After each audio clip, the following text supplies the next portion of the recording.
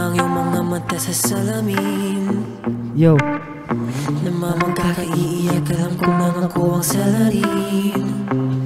Kapag nakikita kang nasasaktan, lahat ay gagawin. Pero teka muna, teka muna, parang nalayo na. Hello? 1, 2.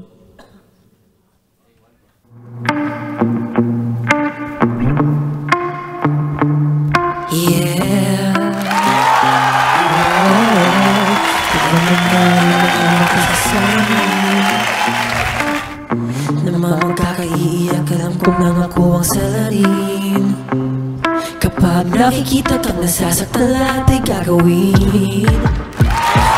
Teka muna, teka muna, parang nalayo na ng lalating. Umubay naman, walang mapupuntahan. Kung pagpupuyakan natin pag-awain mga bagay na walang masihan. O pakiusap naman, itulog na lang natin. Halika na sa kabilang mundo at manatili. Huwag ka nang magalit. Dito tayo sa loob ng kumot. Huwag nang sumimangot. Yayakapin ka hanggang maubos ang gabi. Yayakapin ka hanggang maubos ang gabi.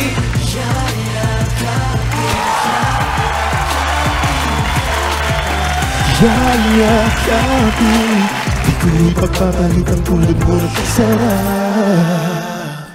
Magmahal, takong at tangaro lang at pwedeng maghanap ng iba. Kaya kung pwede, tama na itong halitan. Huwag nang pasilosan, ang di dapat pasilosan.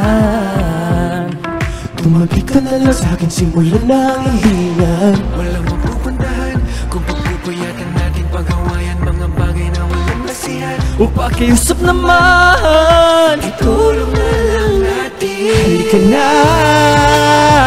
sa kabilang mundo at manatili. Huwag ka nang magalit. Dito tayo sa loob ng kumot. Huwag nang sumimangot. Yayakapin ka hanggang maubos ang gabi. Yayakapin ka hanggang maubos ang gabi. Yayakapin, yayakapin ka.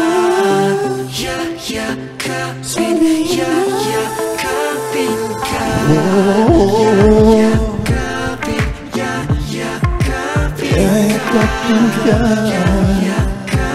Yayakapin ka. Yayakapin ka sa kabilang mundo at manatili. Huwag ka nang magalit. Sa loob ng kumot, huwag kang sumimangot. Yayakapin ka hanggang maubos ang gabi. Yayakapin ka hanggang maubos ang gabi.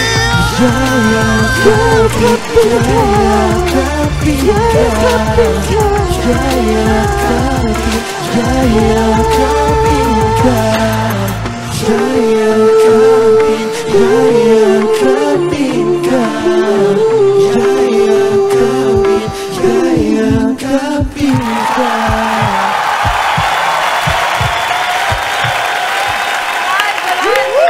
Kapatid! Galing ako, galing!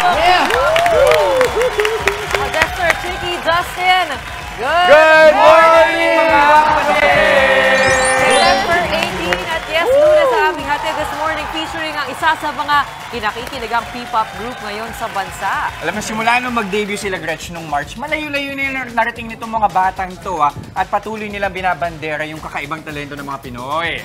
Di ba? Oh. Pero una dyan, ha? Oh. Masayang pa-welcome back ito kay Gretchen Ho! Fresh from her South Korea trip. Nasa Korea pa ako eh. Oh, ganun ba? Di ba? Nasa Pilipinas na pala. Oh, di ba? May Ano? special Women in Action episode si Gretch kasi sa Korea. So, abangan natin yan. No? Pero sure kami, hindi lang si Gretch ang natuwa sa artist natin this morning, no? Mami Oo, Chiki. I'm sure lahat kayo kinilig, ano? Yayak. yakapin, mga mami, and Parang daddy. bagay nga si Justin eh, no? Ay, oo, Pwede. pwede. Paano nga, Gusto na paano? sila. Oha. Ito na. Oy, ha, mga mami, mga daddy, tama na muna yakapan. Tapos na kayo maganda ng mga baon ng mga anak ninyo. Pwede na kayo mag-relax at manood sa amin. Pati yung mga yaya. Yaya. Yun! Wow, ang sarap! Diba? Kakantahan kayo ni Nina, Nico, Joshua, Jeff, Brian, Eli, RZ, I got him! Ayan, anim Yes, na. my love! Yes, my love. Yes, my love. Hello, my loves. Bakit nga ba yes, my love? Actually, yun yung reason. Bakit? Bakit? Yes, my love. Yes. Ah. Ganun na siya kasimple. Ang ganda nga naman pakinggan sa umaga, no? Pero paano bakit nabuo ang inyong grupo? Okay, so last year po, nabuo po yung Yes, My Love. Last year po kami nag-start mag-train. As a group, per individually, a year na po kami nag-training individually. Tapos, Lahat ba kayo galing sa top class? no, na just the four of us po. Apat po Jeff, sa amin. Kayong apat. Brian, Arzin, ako. Si Eli is from Singaling. Okay. And Josh is As, from...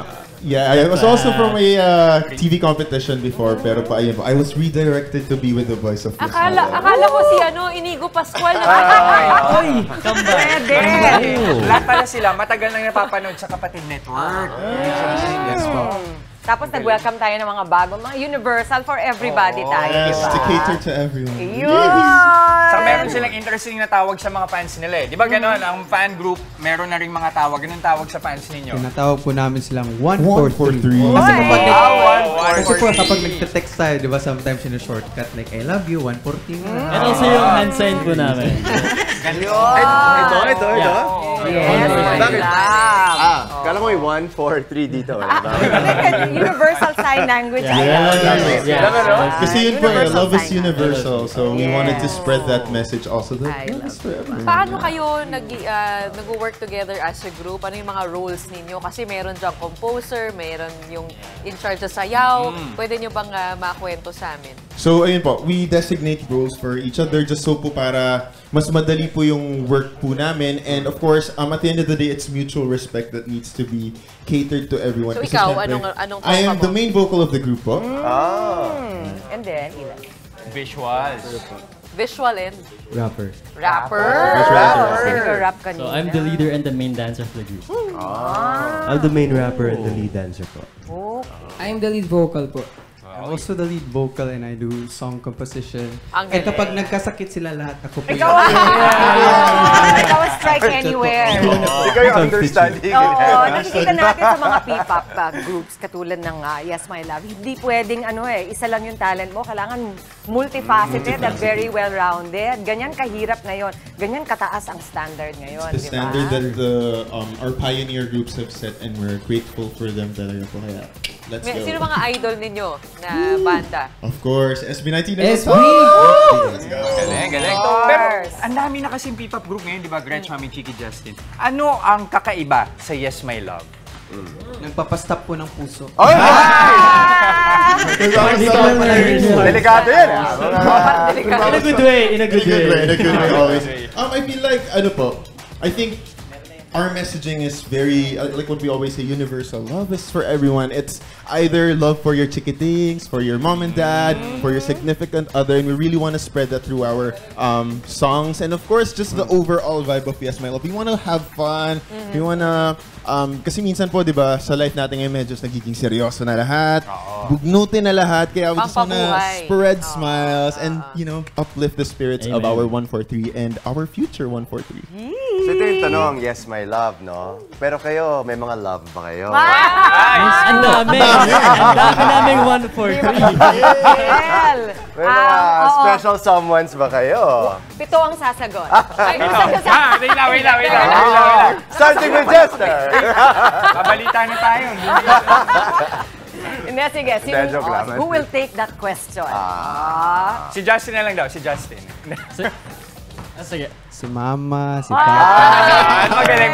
Safe. Media train. Si ito, tong lead vocalist. Ano po? Ayun, ang aming mga 143 kasi at the moment we don't have much time to, to have other priorities. So, yun po. Ang aming 140, ang top priority namin to work always. Oo, kasi yung ating choreographer, yung sinasabi nyo nga, it takes a lot of time to perform this well. Kasi iba yung kumakanta at sumasayaw, di ba? That's true po. Oo, tell us about yung preparation ninyo for your performance. Everyday po kami actually nagte-training and bihira po kami magkaroon ng rest day, which is gusto din namin. Yan, kasi gusto po talaga namin pag mag-take time tsaka i-maximize yung oras na meron kami like studio, yung mga taong nagsusupport sa amin para in case man na bigla kaming isala or perform kayo, sample kayo.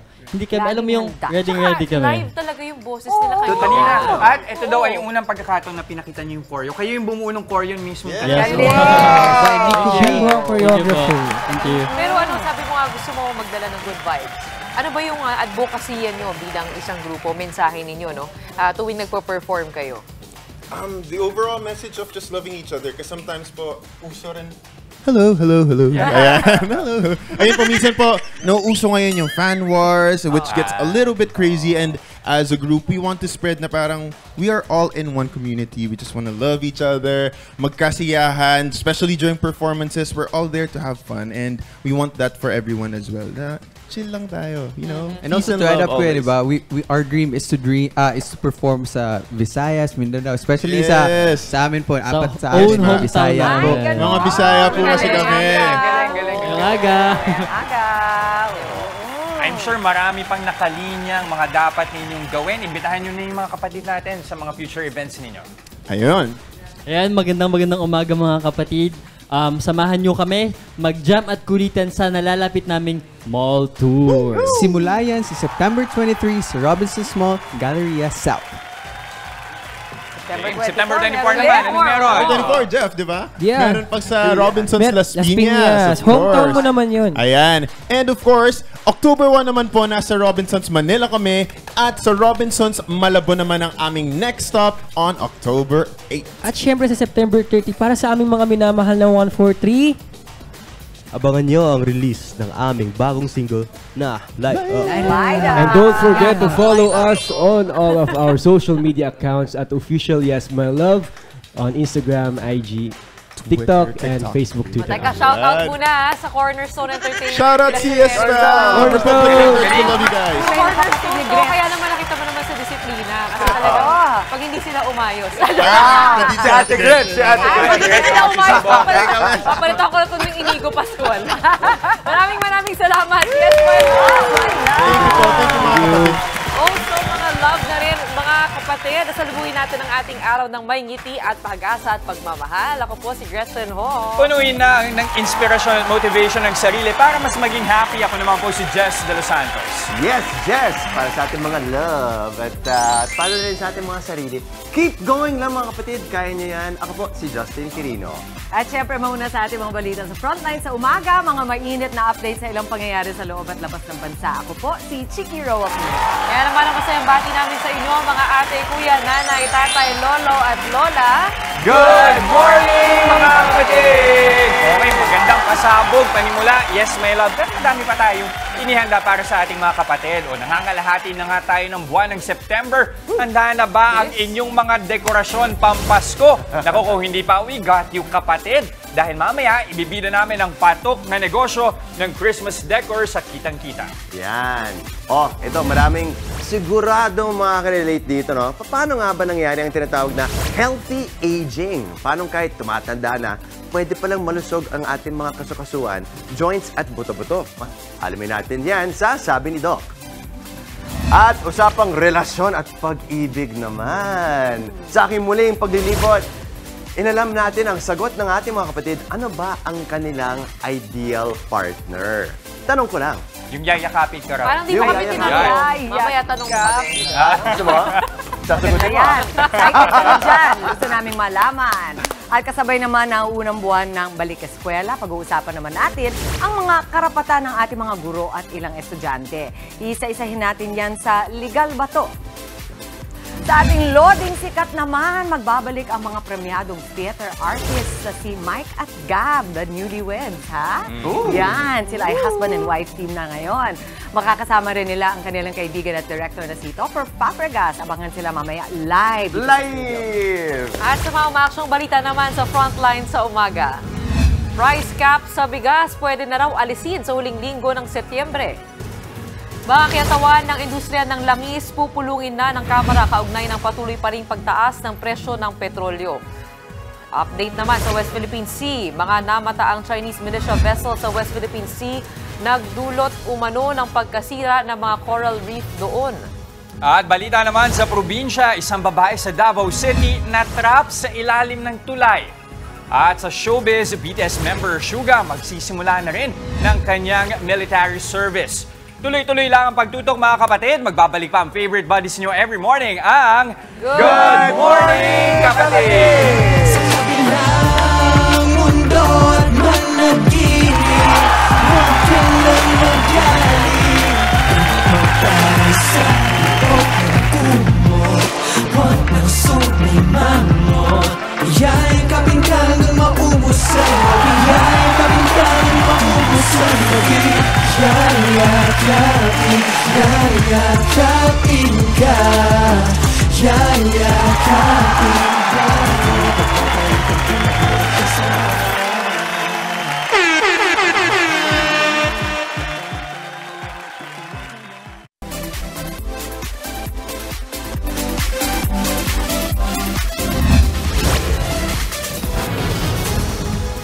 Narito na ang mga umaaksyong balita ngayong araw. Ihatid namin mula mismo sa Frontline sa umaga. Pagtuldok sa ipinatutupad na price cap sa bigas sa huling linggo ng Setyembre, isinusulong ng iba't ibang agricultural groups. Isa na namang big-time oil price hike, posibleng ipatupad bukas. Gobyerno sisikapin na makahanap ng win-win solution para sa mga kumpanya ng langis at sa publiko. Mga bahura sa bahagi ng West Philippine Sea sadya umanong sinira ng China ayon sa Philippine Coast Guard. Babaeng na stranded sa ilalim ng tulay dahil sa rumaragasang tubig, sinagip. Lalaking napatay ang anak dahil lang sa hindi nabalik na supli. Arestado na sa Maynila. Pari sa Eastern Samar, inalis ni Pope Francis dahil sa pangmomolestya umano ng menor de edad. At BTS member na si Suga, mamamaalam muna sa kanyang fans dahil sa mandatory military service ng South Korea.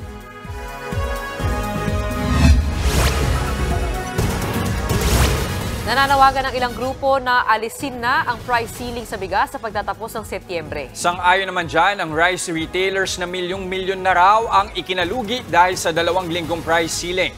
Nasa frontline ng balitang yan si Shaila Francisco. Matapos ang 2 linggo, pwede na raw tapusin ang pagpapatupad ng price cap sa bigas sa huling linggo ng Setyembre. Ayon yan sa iba't ibang agriculture groups. Nasa peak naman na raw ang anihan ngayon ng palay. Sa tala ng Bureau of Plant Industry, aabot ng 1.3 million hanggang 1.4 million metric tons ang madadagdag sa supply ng bigas ngayong buwan.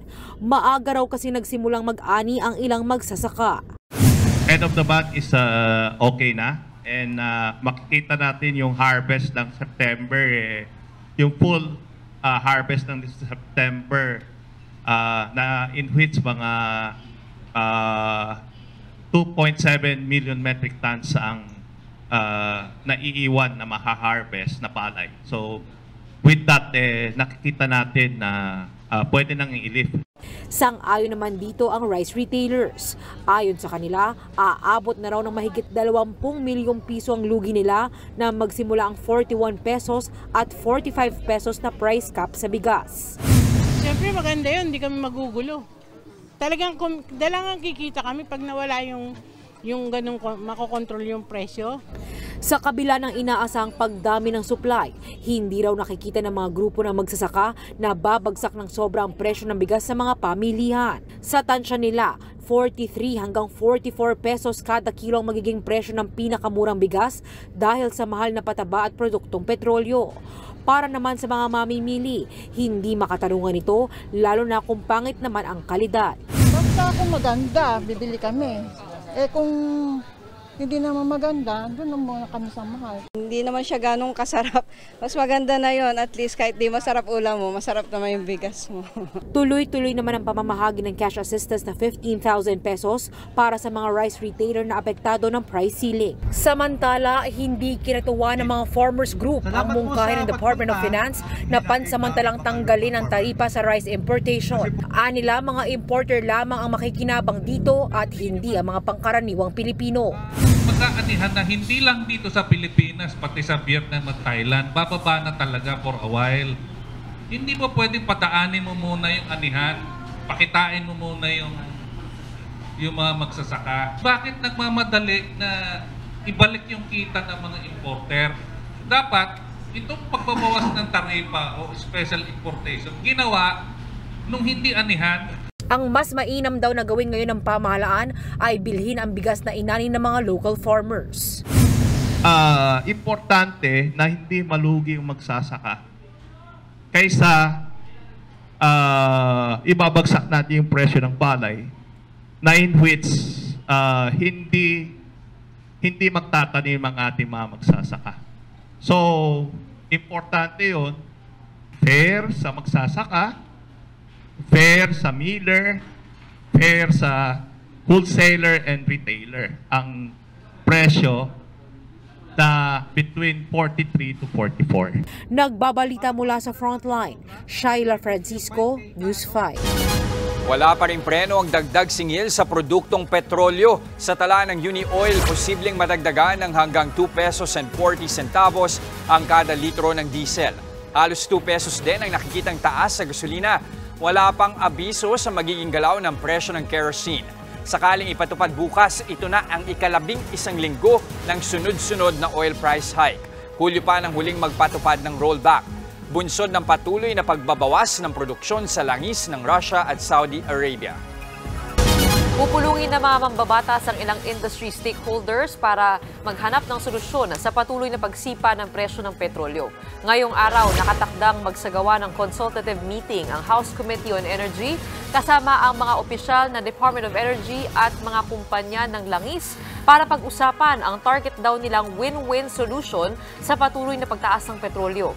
Ayon ka House Speaker Martin Romualdez, isa sa nakikita nilang solusyon ang posibleng suspensyon sa ipinapataw na excise tax at value-added tax sa mga produktong petrolyo. Pero lahat yan, isa sa pinal pa lang. Sa oras na mas isumite na sa palasyo ang report sa magiging resulta ng gagawing pagpupulong mamaya. Halos wala nang matirang mga isda sa ilang bahagi ng West Philippine Sea dahil sa talamak at iligal umanong pangingisda ng mga barko ng China. Ang masaklap, hindi lang isda kundi pati corals ang hinahakot at sinisira ng mga Chinese militia vessel. Nabanta na raw sa food security ng Pilipinas. Nasa frontline ng balitang yan si JC Cosico. Durog-durog na corals, wala ng mga isda at halos mapatag na ang ilalim ng dagat.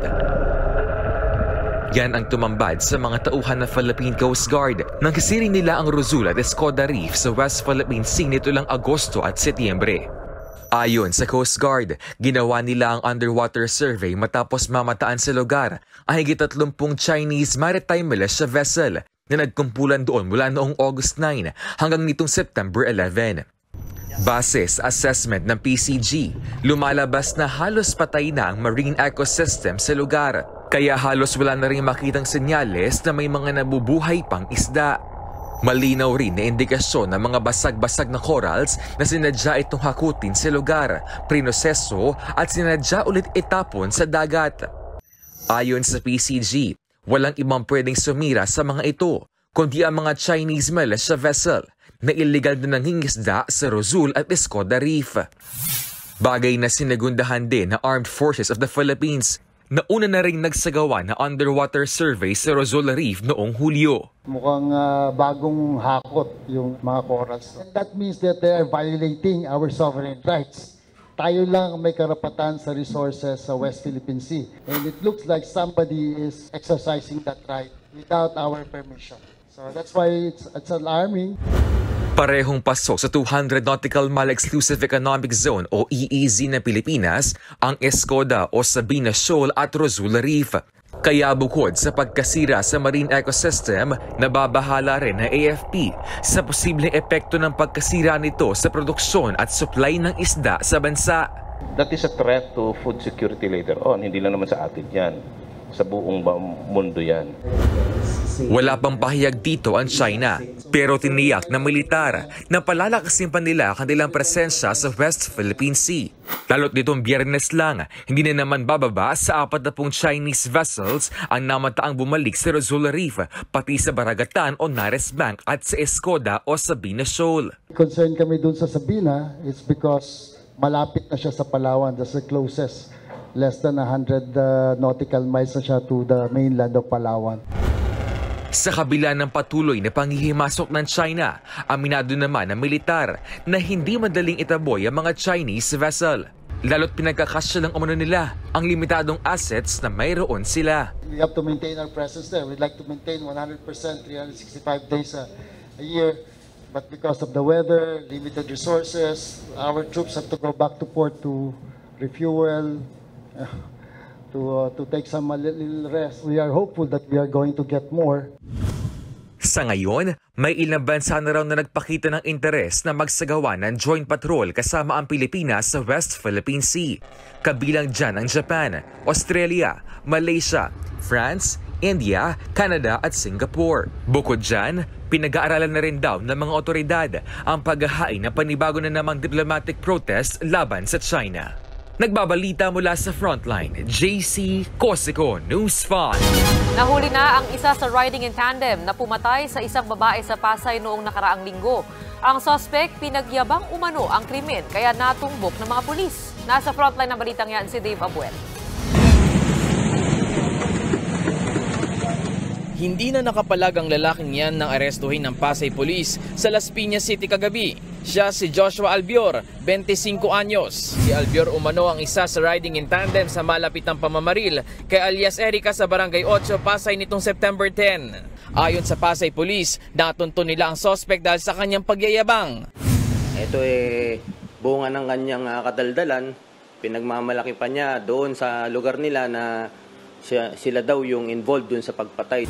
Si Albior umano ang nagmaneho ng motorsiklo at bumaril sa biktima. Itinanggi naman niya ang krimen. Tropa niya raw si alias Bay ang nasa pool ng CCTV na nakaangkas sa motor. Alam ko lang po ang plano nila pero hindi po talaga ako kasama sa gumawa nun. Yung driver po, hindi ko na po kilala yun Bagong kaibigan niya na po yun Hindi ako yun. Hindi naman kumbinsido ang mga pulis sa pahayag ng suspect. Isa sa mga nagplano pero lumalabas parang hindi lamang siya nagplano dahil alam na alam niya ang buong istorya. Pagkanta rin ni Albior sa krimen, paghiganti ang motibo nila sa pamamaril. Yung babae yun pinagnakawan siya at kukunin dapat yung kinuha yung gamit niya tapos hindi siya pinayagang makipagtalik. Tinutugis pa rin si alias Bay. Panawagan naman ni Albior sa kanyang tropa. Boss Bay, sumuko ka na. Parang awa mo na. Maliit pa yung anak ko, magli5 taon pa lang. Asunto mo to Ngayon, ako'y naiipit Maharap sa reklamong murder si Albior. Nagbabalita mula sa Frontline, Dave Abuel, News 5. Sa Maynila naman, nahuli na rin ang ama na nakapatay sa kanyang 7 taong gulang na anak. Ang biktima paulit-ulit na sinaktan dahil lang sa hindi na ibalik na sukli. Nasa Frontline ng balitang yan si Elaine Fulgencio. Makalipas ang ilang linggong pagtatago, nadakip na ng mga pulis ang 32 anyos si Carlo Lloren sa Tondo, Maynila. Si Lloren ang sospek sa pagpatay sa 7 taong gulang niyang anak na si CJ nang dahil umano sa hindi ibinalik na sukli. Huwebes ng gabi, nahuli si Lloren habang naglalakad sa CP Garcia Street sa Barangay 116. Nagkaroon ng oplansita kasi suspicious yung galawan niya. Verily, may sukbit siyang baril na pinagbabawal ngayon dahil election gun ban. Nakuha mula sa sospek ang isang revolver na kargado ng mga bala. Ayon sa lola ng biktima, August 18 na pagbuhatan ng kamay ng kanyang tatay si CJ nang dahil sa hindi ibinalik na sukli. Magmula noon, dumaing na ng pananakit ng ulo si CJ. Kalaunan, mas lumalang kondisyon ni CJ nang hina't nahirapan na siyang huminga hanggang sa pumanaw noong August 26. Hindi na itinanggi ni Lloren ng pananakit sa kanyang anak pero hindi raw ito dahil sa sukli. Pinalo ko lang po siya, sir, sa katawan. Pero hindi ko po magagawang sakalin o patayin po. Kasi pagod na po sa trabaho nun. Naalimpungatan lang po ako. Nagtago raw siya ng ilang linggo dahil sa takot. Nagpalamig lang po ako kasi parang natakot po ako na gano'n nangyari. Nauna nang sinampahan ng reklamong parricide si Lloren. Bukod pa dyan, sasampahan din siya ng reklamong paglabag sa election gun ban at resistance and disobedience to a person in authority. Nagbabalita mula sa Frontline, Elaine Fulgencio, News 5. Arestado ang dating Vice Mayor ng Valenzuela matapos siyang ireklamo na sangkot sa isang investment scam. Depensa naman ng dating Vice Alcalde. Legal ang investment at na-delay lamang ito. Nasa frontline ng balitang yan si Marlene Alcaide. Pagkatanggap ng 50,000 pisong marked money bilang partial reservation fee sa kapihang ito sa Quezon City, agad pinalibutan at inaresto ng mga operatiba ng NBI Anti-Organized and Transnational Crimes Division ang dating Vice Alcalde ng Valenzuela na si Evelyn Jing Hernandez. Ibinayad ang pera para sa inalok na investment para sa pagpapagawa ng Bulacan International Airport. Ikinasa ang entrapment operation matapos magreklamo ang isang British businessman na si George Georgiou na scam daw siya sa naturang investment. Base sa salaysay ng biktima, pinangakuan siya ni Hernandez na kikita ng 50 million pesos sa bawat 3.5 million pesos na investment sa isang construction company. May parte raw ang naturang kumpanya sa pagpapagawa ng naturang paliparan. 7 milyong piso ang kabuang inilagak na pera ng negosyante noon pang 2021. Yun nga lang, hanggang ngayon, wala pa rin siyang natatanggap na kita mula rito. Ito namang complainant natin, hindi niya iniisip na lulukuhin siya kasi nga itong nag-aalok is former Vice Mayor ng Valenzuela. So, wala siyang duda nung una na talagang ang iniisip niya talaga is tunay itong project na ito. Inalok pa raw ulit ng panibagong investment ang negosyanteng dayuhan pero napag-alaman din itong dati nang nahuli at nakasuhan ng estafa si Hernandez. Dito na raw siya nakatunog na posibleng modus lamang ito. Depensa naman ni Hernandez, sinabihan niya na raw noon ang biktima na natatagalan lang ang balik ng pera niya dahil na-delay ang proyekto. Maging siya nga raw ay nag-invest din dito. Nasabihan din daw sila na sa Nobyembre maglalabas ng purchase order para sa suppliers. Legal po yung transaksyon at legal din po ang company nung pinasukan natin kay Mayor Edwin Santos. Legal po ang company nila, nakausap ng San Miguel Corporation.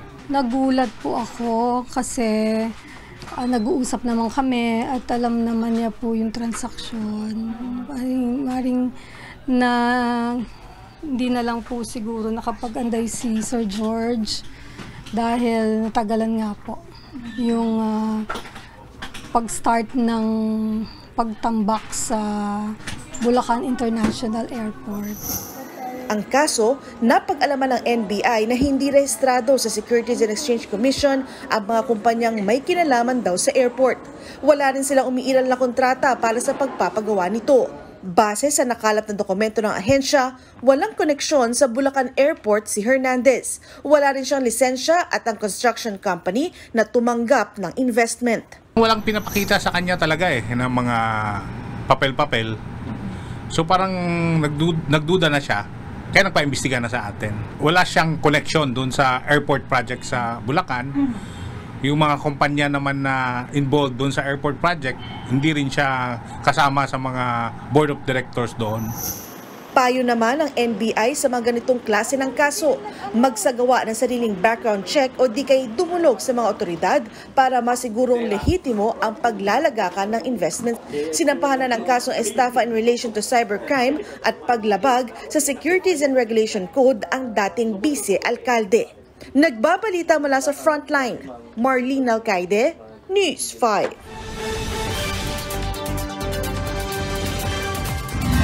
To the rescue ang mga residente sa isang babaeng natrap sa ilalim ng tulay sa Davao City. Sa video na ito, makikita ang babae na humihingi ng saklolo. Hindi kasi siya makaalis dahil sa rumaragas ng tubig.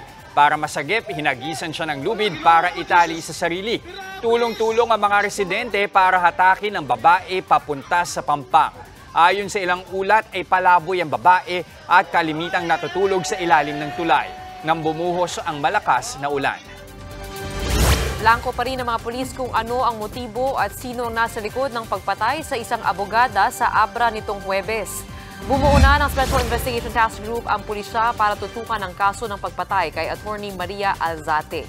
Magsasagawa ng backtracking sa mga kuha ng CCTV ang mga pulis para matukoy ang mga sospek. August 14 ang pagbabarilin ng mga hindi pa kilalang salarin si Alzate sa loob ng kanyang kotse. Dumagsa naman ang ilan sa mga natulungan ni Alzate bilang human rights and pro bono lawyer. Nananawagan sila ng hustisya para sa pinaslang na abogada. Nagpaabot na rin ng pakikirama yung Office of the President at nangakong pananagutin ang nasa likod ng anilay karumal-dumal na krimen.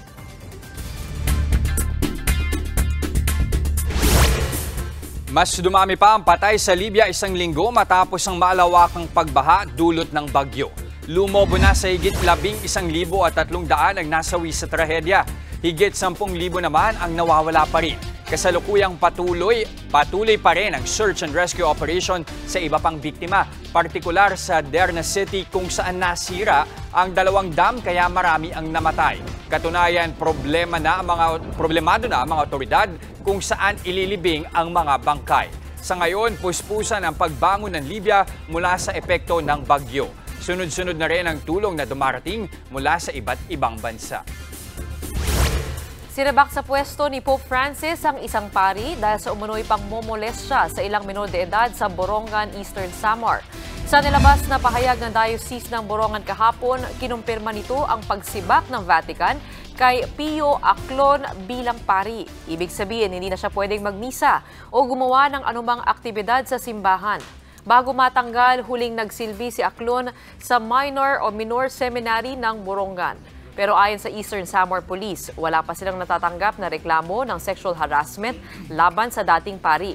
Hinamon naman ni Aclon ng Diocese ng Borongan na bigyan siya ng kopya ng sinasabing sulat galing sa Vatican. Pumalag din siya sa paglabag umano ng Diocese sa kanyang canonical at human rights dahil sa pagsasapubliko nito sa mga alegasyon laban sa kanya.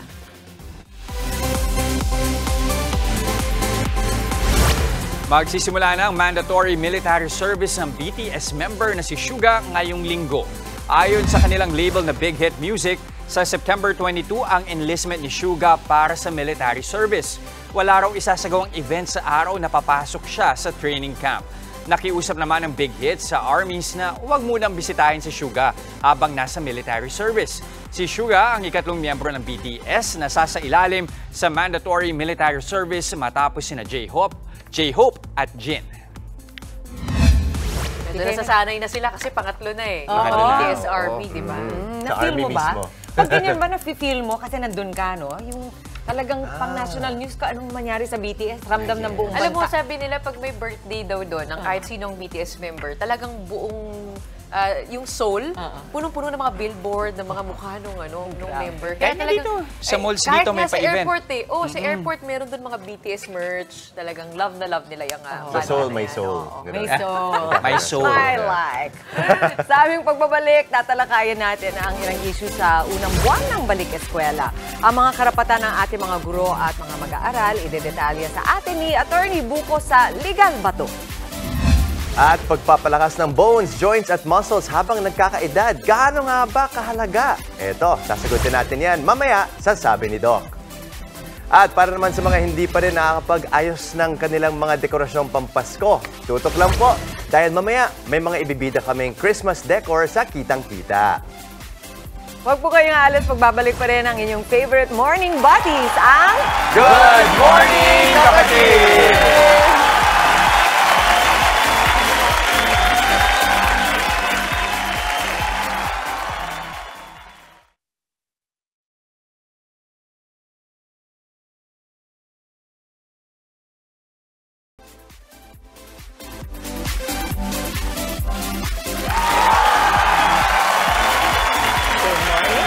natin. Sa unang buwan ng pasukan, pag-uusapan natin ang ilang issue sa ating mga paaralan. Mula sa mga reklamo ng ating mga guro hanggang sa pahirapang pagpaparefund sa tuition fee ng mga estudyante. Nangyayari nga po yan. Ang mga yan ipaliliwanag sa atin ni Attorney Buko sa Legal ba to? Yes po. Ma'am, nandito po kasi ako para i-refund po sana yung tuition po ng anak ko kasi po na-enroll ko na po yung anak ko sa public school. Ay, hindi mo na siya pwedeng i-refund kasi school policy po natin yun. Baka naman po pwede pa pong i-refund po iyon since hindi pa naman po siya nakakapasok. Sorry po talaga. Policy po talaga ng school yun. Hindi na po siya talaga pwedeng i-refund. Attorney, ayaw po kasing i-refund ng private school yung tuition ng anak ko. Legal po ba ito? Hindi po yan legal.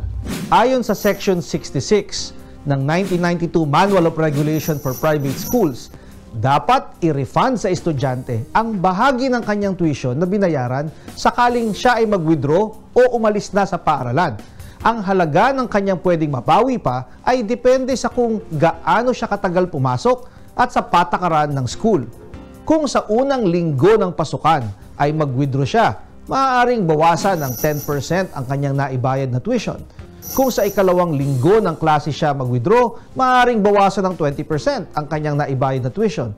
Kung lumipas na ang 2 linggo ng klase, wala nang makukuhang refund ang estudyante. Maliban na nga lamang kung may mahalagang dahilan kung bakit siya lilipat. Maaaring ibawas na lamang ang halaga ng gastos ayon sa kung gaano siya katagal pumasok. Attorney, ako po isang teacher at lilipat na po sana ng ibang school para magturo ngayong pasukan. Kaso, ayaw po akong payado ng school admin namin dahil may contract daw po akong pinirmahan for 2-year stay. Legal ba to? Legal po ang kasunduan na hindi maaaring iwanan ng teacher ang kanyang klase sa kalagitnaan ng school year. Subalit hindi maaaring pigilan ang teacher na umalis o mag-resign. Maaari lamang siyang pagbayarin ng liquidated damages o danyos ayon sa kanilang kontrata o kasunduan. Attorney, binuli ang anak ko sa school. Sa tindi ng trauma niya, ayaw na niyang pumasok. Kung ipapa-expel ko bang nang bully sa anak ko, legal ba to? Legal po na maparusahan ang mga bully sa eskwelahan. Kasama sa maaaring iparusa ay ang expulsion. Ayon sa Section 3 ng Anti-Bullying Act o Republic Act No. 10627, kailangang maglagay ng mekanismo ang mga paaralan ng pagbibigay parusa sa mga bullies sa kanilang mga mag-aaral. Kung kayo ay may nais isang guni sa inyong lingkod, i-follow lang ang aking Facebook account. Daming concerns nun. Oo. Ang daming concerns nun. You have the teacher, you have the magulang, saka itong estudyante. Oo. Parang affected si Gretch nga sa ano yun. Napuwing ako. Napuwing siya. Sorry. Kala ko parang sa anti-bullying act, parang napaano si Gretch. Pero tama yung tanong ni si Jess, talagang meron kang instinct na pang-tatay eh. Tama yung tanong ni Jess, meron bang parang deadline? Meron nga. Meron parang sabi nga ni attorney, kung makalipas na ng 2 buwan, 2 linggo ang sabi niya. Siyempre, karapatan din naman ng school na sabihin na hindi na namin kayo pwede i-refund. So, siguro importante, alamin ninyo yung patakaran ng school. Kasi hindi naman, wala namang forever pagdating doon, di ba? Tama. Saka yung contract dapat ino-honor. Saka maganda rin yung sinabi ni attorney tungkol dun sa bullying. Kapag nakakaranas ng bullying, yung estudyante pwedeng magreklamo. At the same time, meron din kaakibat na penalty para dun sa nambubuli. So, at least doon ay papasok natin, lalo kung may concern ka sa anak mo, kung sa tingin mo ay medyo naagrabyado tuwing pumapasok sa eskwelahan. Diba? Hindi, mas okay na safe siya, diba? Hindi siya nasasaktan, diba? Mamaya naman po ang mga napapanahong Christmas decor. Pwede na rin gawing personalized. Yan ang ibibida sa atin ni Jess sa Kitang-Kita. At segue naman tayo mamaya sa usapang relasyon. Ano nga ba ang ideal partner ng ating mga kapatid? Tanong ko lang. Ibibigay naman natin ang spotlight sa ating mga premyadong theater stars, ang yung husband and wife na sina Mike Salomon at Gab Pangilinan at ang kanilang director na si Topher Fabregas ng The Last 5 Years. Makakakwentuhan natin live. Huwag kayong aalis, magbabalik pa yung paboritong morning buddies ang Good Morning, Kapatid!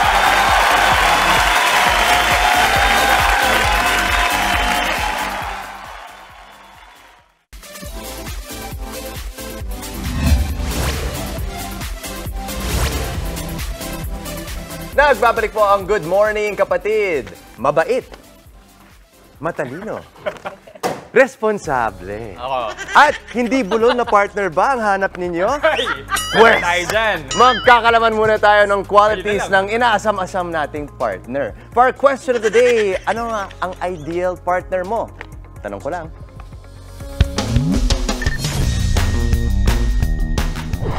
Apat sa 10 Pinoy ang single ayon sa PSA o Philippine Statistics Authority. Nako, bakit kaya parami ng parami ang mga single sa bansa? Masyado bang mataas ang standards nila? Kaya, tanong ko lang, ano nga bang ideal partner nila? Go, go, go! Tanong ko lang, ano po ang ideal partner nyo? Family-oriented. Family-oriented. Loyal. Bibigay ng oras lagi. Bibigay ng oras. Gano'ng karaming oras? Kahit ano lang. Once a week. Once a week. Okay, tanong ko lang, anong ideal man nyo? Someone with a really good personality. Really good personality. Yeah. I see. And you?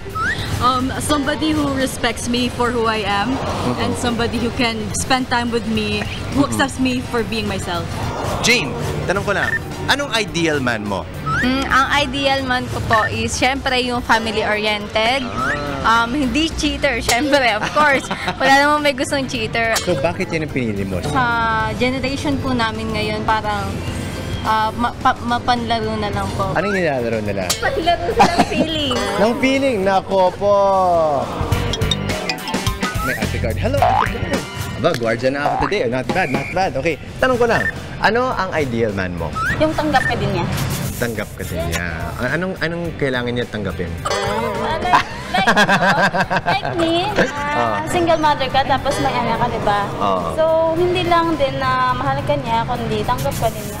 Tanong ko lang, yung asawa niyo, siya ba yung ideal partner mo? Hindi po siyang idea ko na kataon lang po kami nagkita kaya po sa panahon doon po kami nagka-develop pa nakilala ko po siya. Ngayon po nasa kanya naman po ngayon. So ano po yung mga ugali na gusto mo? Magaling mag-alaga ng bata, masipag, masipag sa asawa, tulungin, masayahin. Masayahin, okay. At kayo po, lahat ng katangian na yan, nasa iyo din? Nasa akin din naman po.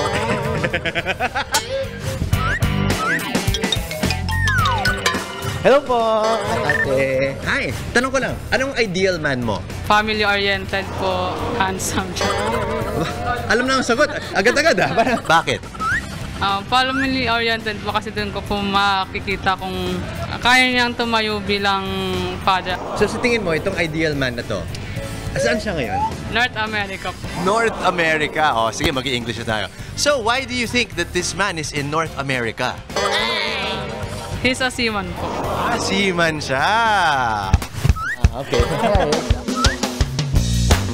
Sabi nga sa isang sikat na kanta, kapag tumipo ang puso, wala ka na magagawa, kundi sundin ito. Malay nyo, nasa harapan, nasa gilid, o kaya nasa likod ang inyong ideal partner.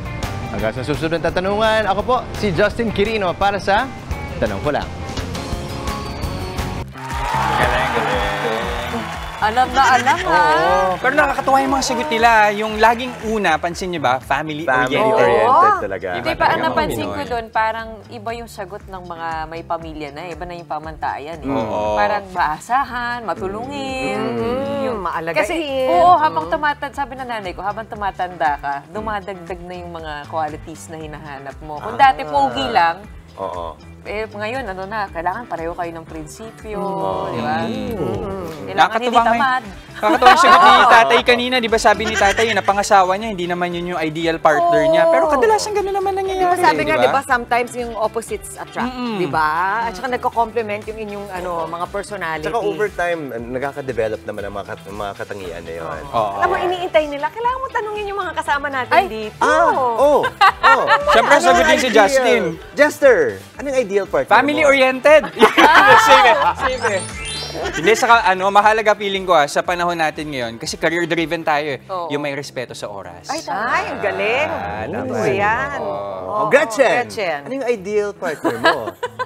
Yung magiging masaya ako pag kagising ko, makita ko yung mukha. Joke lang.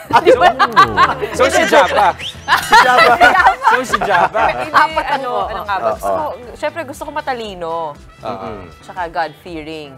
Tsaka mga prinsipyo. Kailangan pareho kayo ng values. Ay, mahalaga din yan. Ang dami na. At tsaka, may listahan ka pala, di ka nagsasabi. Hindi, kaya kailangan kaya kang dalhin. Diba? Mahirap ano? Yun. Eh, alam naman kami dalawa lang yung sasagot dito. Oo nga. Ha? Baka lang naman kami lang. Diba? Oo. Ang chiki. Hindi, madali lang yung sa akin. Actually, tama yung sinabi ni Gretch, pagka may asawa na iba na yung batayan eh.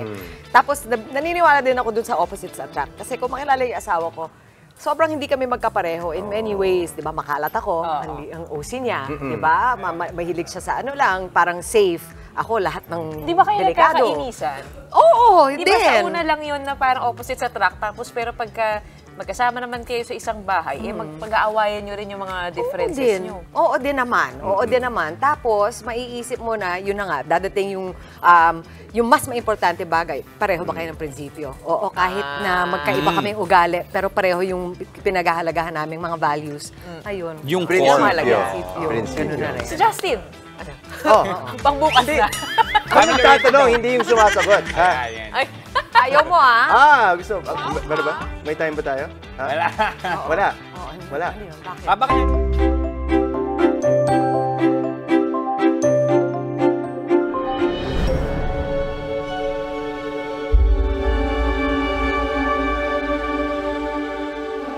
Maayong adlaw Cebu. Ako si Jackie G, 45 years old, usa ka Visayas Regional Head, Content Creator. Ako sa usa ka Voice Talent ug usa ka Events Host diri sa Cebu. When the pandemic struck, lisod gyud kaayo.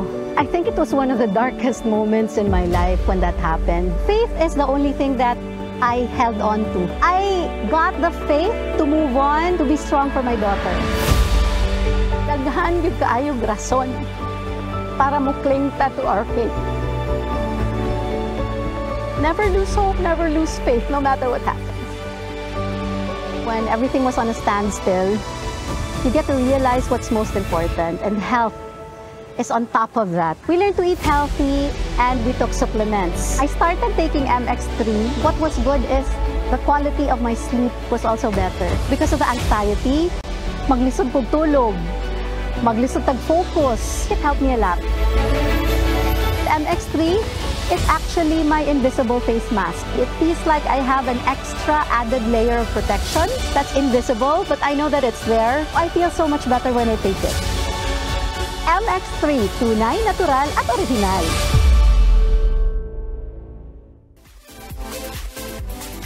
At mamaya po sa kitang-kita, ito cute ito, ay level up natin ang mga Christmas tree sa tulong ng personalized Christmas ornaments. Magandang panregalo sa inyo. Parang gumastos, ano? Nakita ko na aliw si Mami Chiki kanina eh. Kakaiba.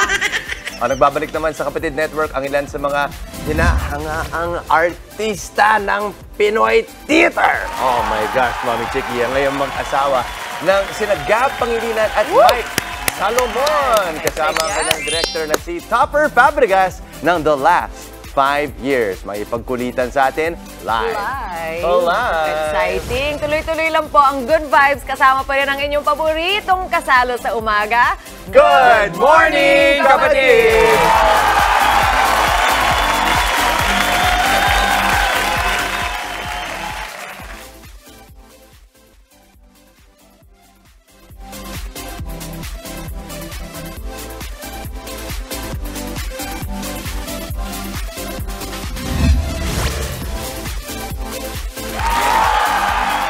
At nagbabalik po ang Good Morning, Kapatid!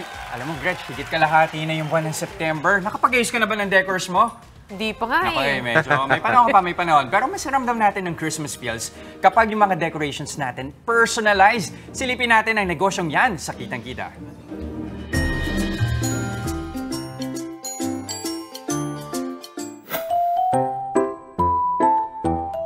All things personalized and customized. Ito ang mga unique at functional items ng Dreen Manila, ang home decor and gift shop ni Kapatid Lorby. Nagsimula lamang noong 2016 as a home-based at online business at lahat ng kanilang produkto gawa sa reclaimed at sustainable wood. Una nilang naging produkto, personalized wall clock na instant hit sa online market. Patok nga all year round ang kanilang wooden clock at cheeseboard sets. Pero kapag sumasapit na nga ang Burr months, bestseller ang kanilang personalized wooden Christmas ornaments. Talagang nagbibigay ng kakaibang sparkle sa inyong mga Christmas tree and will make your holiday extra special. Malayo na nga ang narating ng negosyo ni kapatid Lorby. Mula sa pagiging online business, ngayon meron na siyang sariling office at showroom sa Pasig. Kitang-kita ang pag-asenso, di ba? At para mas tuloy-tuloy ang Christmas feels, eto isasabit na rin namin ang aming mga personalized ornament. Plus, live din natin makakasama si Lorby ng Trine Manila. Good morning, Lorby. Maraming salamat, ha? Ayan. Ang cute naman ng mga ornaments na ito. Pag gusto namin mag-order, magpagawa sa'yo, saan kami pupunta? You can visit po yung website namin. It's www.trinmanila.com, and of course we have our social media accounts, Trin Manila, Facebook and Instagram. And also we have a new showroom po. It's in Mercedes Avenue, Pasig. LCC building. Ayan. Ang dami niyong makukuha. Meron kayong kandila, may wall clock, tapos meron din mga cheeseboard. Oh, favorite ko yung cheeseboard na meron pa yung mga cheese knife. Yes. Pag ako makatanggap ng ganon, matutuwa. Panalo na, no? Alam na natin, maraming salamat, kapatid Lorby ng Trine Manila. Thank you, Lorby. Thank you din sa ating mga ornament. At sa aming pagbabalik, makakasama natin ang cast at director ng hit musical play na The Last 5 Years. Premier theater actors Gab Pangilinan at Mike Salomon kasama ang kanilang award-winning director Topper Fabregas live. Tuloy-tuloy lang ang happiness ngayong umaga dito pa rin sa inyong Happy Morning Buddies, ang Good Morning Kapatid!